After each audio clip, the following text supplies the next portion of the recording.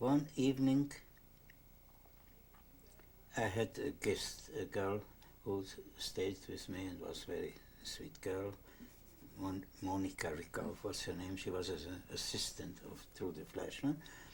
And we had dinner together, and she was about to leave, and but she was Aryan, and so one had to be very careful. All of a sudden, while she was still there was a knock at the door. And that, of course, was very frightening. It could have been again some Gestapo or something. So I didn't answer, and I sneaked out by another door through the garden and so on and so on and so on. And she escaped. And I went back to my studio because at that time I alternate sleeping nights in studio in my apartment because one always could be apprehended and taken away.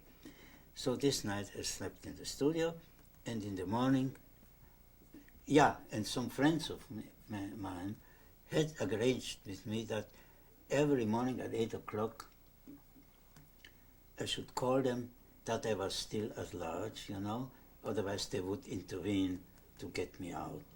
So, but one morning I didn't hear the phone.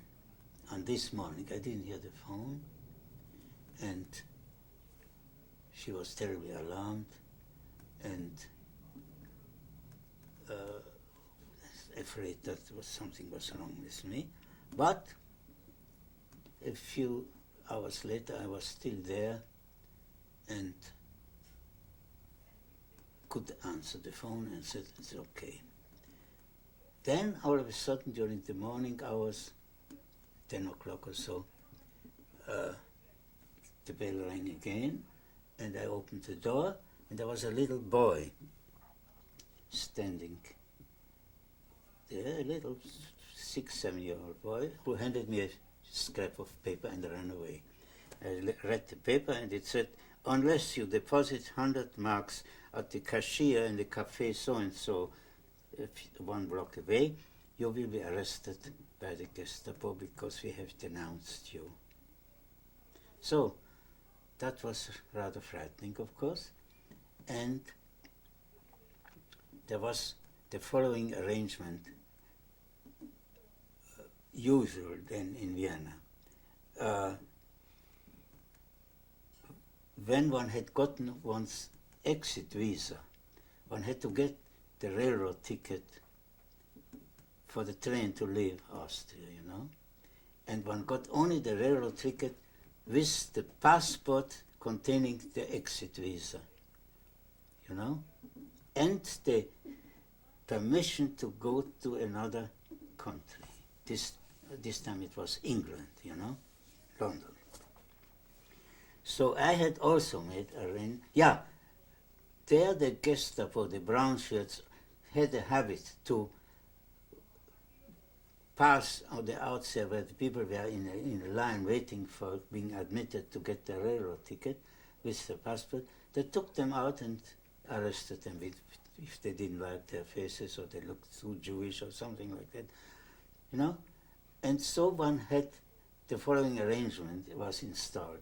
One took an Aryan and paid for him, who would stand in line for you with your passport and exit visa to buy the ticket with the amount of money requested, nicht wahr? And they would get the ticket, and then somewhere else one would get the ticket and the passport back. And since that was very dangerous to do, I had made such an arrangement with a man who had my passport and my exit visa.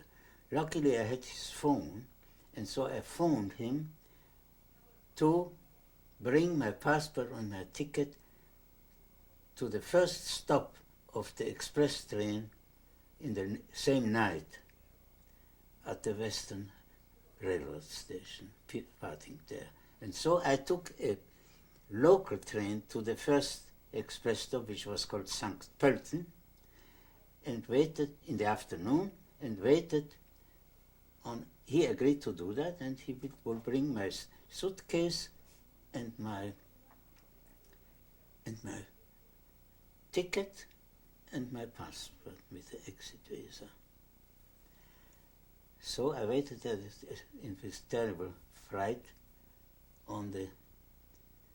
in St. Pölten and walked around to the city and didn't know what to do with myself. And in the evening at 10 o'clock was the due arrival of this express train to Ostende. And sure enough, the train pulled in, and I looked, and at the very last car of this long train, I saw somebody hopping down from the car and running up to me. And that was him with my suitcase and my passport and with my ticket. And that was 1 minute stop for this express train. And just in the moment when he handed me the things he was bringing me, the conductor raised his hand and whistled, and I hopped down and was in the train. And that was my escape.